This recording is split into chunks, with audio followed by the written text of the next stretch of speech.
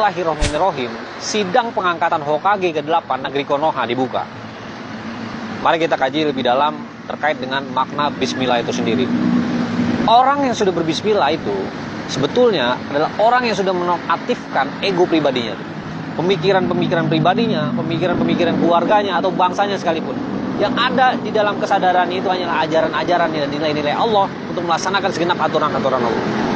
Bismillah itu artinya atas nama Allah. Seorang yang berbismillah, dia berbicara mengatasnamakan Allah. Dia sebagai hamba dan Allah sebagai majikannya. Maka tugas seorang hamba hanya melaksanakan apapun tugas dan amanat yang diberikan oleh tuannya. Jadi gak pantas bagi seorang hamba Allah dia berbicara dan mengerjakan sesuatu di luar apa yang diperintahkan oleh Allah. Jadi seorang hamba dikatakan hipokrit ketika dia tahu tuannya memiliki aturan, sementara dia buat aturan lain hasil konsensus syahwat mereka sendiri. Jadi ada konstipasi pemikiran, makna bismillah di situ. Bagaimana mungkin mereka membuat regulasi-regulasi yang sesuai dengan ajaran Tuhan semesta alam kalau nilai-nilai dia tidak ada di dalam kepalanya.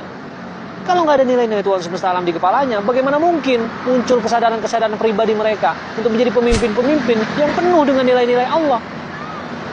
Jadi mesti ada pemimpin-pemimpin yang mampu merefleksikan nilai-nilai Allah, menjadi cerminan daripada sifat-sifat Allah yang termanifestasikan dalam berbagai sektor kehidupan. Allah Maha Adil, para pemimpinnya juga harus adil. Allah Maha Bijaksana, para pemimpinnya juga harus bijaksana. Allah Maha Gagah, para pemimpinnya juga harus gagah, menjadi bangsa yang gagah. Begitu juga Maha Sayangnya, begitu juga Maha Kasihnya, gitu kan? Jadi, Allah Maha Pemberi Kesejahteraan misalnya, rakyatnya juga harus sejahtera, sandangnya tercukupi, pangannya tercukupi, papannya juga terpenuhi. Hitung berapa orang di dalam satu kakak tuh. Kalkulasi berapa kebutuhan sandangnya, berapa kebutuhan pangannya, berapa kebutuhan papannya. Kasih maksimal. Begitulah din Allah kalau tegak. Itu baru namanya bangsa yang gagah. Bukan upah minimum, dikasih yang paling minim, hari ini gajian, lusa udah habis buat bayar pinjol. Gitu kan? Jadi kalau pemimpin-pemimpinnya sudah benar, toh juga masyarakat juga melihat sifat dan karakter masyarakat itu akan mengikuti bagaimana pemimpin-pemimpinnya. Dan hal ini bukan hal yang tidak mungkin bahwasanya ini bisa diwujudkan di negeri Konoha ini. Tapi kalau kita tidak mau kembali kepada nilai-nilai Allah, selama itu pula lah negeri Konoha ini tidak akan terlepas dari keterjajahannya.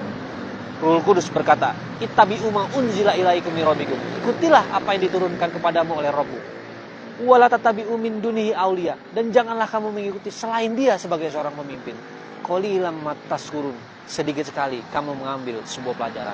Surat Al-A'raf ayat ketiga. Assalamualaikum warahmatullahi wabarakatuh.